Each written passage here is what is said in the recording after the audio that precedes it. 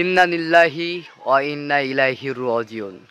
অন্তত দুঃখ ভরা ক্লান্ত মনে বলতে হতে যাচ্ছে যে যে ব্যক্তি হাজার হাজার কবর খুঁড়ে সে ব্যক্তির আজ কবর অন্য মানুষে খুঁড়ে খুঁড়ে সে ব্যক্তি আজ চলে গেছেন কিশোরগঞ্জের মনোমিয়া।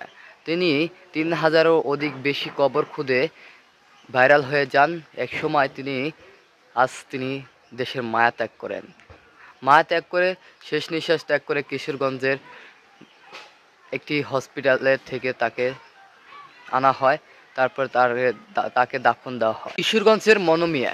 একসময় ৩,০০০-এরও বেশি কবর খুঁড়ে গিনেস অফ বুক রেকর্ড করে ফেলেছেন তিনি। তাকে সুন্দর একটি সম্মাননাও দেওয়া হয়েছে। তারপর তিনি একদিন অসুস্থ হয়ে যাওয়ার পর তার ঘোড়াটা দুর্বৃত্তরা মেরে ফেলেন। একসময় তিনি কান্নায় জর্জরিত হয়ে বিষয়টি ভাইরাল হয়ে যায়। তারপরে বিষয়টি নজরে আনেন ছোট পর্দার জনপ্রিয় নায়ক খায়রুল ভাষা। তিনি মনোমিয়াকে একটি ঘোড়া উপহার দেয়। তার ঘোড়াটি মেরে ফেলছিল দুর্বৃত্তরা। আজ মনোমিয়া কিন্তু দেশের মায়া ত্যাগ করে চলে গিয়েছেন। তিনি হাজার হাজার মানুষের কবর খুঁজছেন। তার খবরে কিন্তু আজকে অন্য মানুষে খুঁজবে, তাকে অন্য মানুষই আজকে দাফন দেবে। আল্লাহ তাআলা তাকে বেহেশত নসিব করুক, আল্লাহ তাআলা তাকে জান্নাতবাসী করুক, ওপরে যেন সে ভালো থাকুক এই আশা করি আমরা। মনোমিয়া তার এলাকায় কোনো লোক মারা গেলে তার ঘোড়া, তার সফর সঙ্গী ছিলেন তার ঘোড়া। তার ঘোড়াকে নিয়ে তিনি তার হাতুড়ি বাডাল যা কিছু প্রয়োজন কবর খুঁড়তে তা নিয়ে তিনি কিন্তু ছুটে যেতেন ওই কবর খুঁড়তে। আজ তার কবর খুঁড়বে অন্য কোনো মানুষ। দুনিয়া এটাই দুনিয়ার খেলা। মনোমিয়ার এই বিষয়টি মেনে নিতে পারছেন না তার পরিবার এবং তার নেটিজেনরা।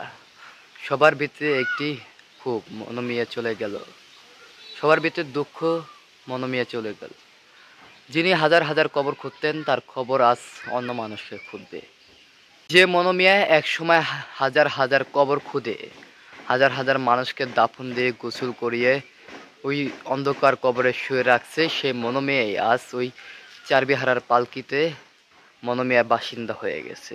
তাকেও আজ অন্য মানুষকে কবর খুঁড়ে তাকে ওই অন্ধকার কবরে রেখে আসবে, তাকে গোসল দিয়ে তাকে সুন্দর করে সাজিয়ে ওই অন্ধকার কবরে রেখে আসবে।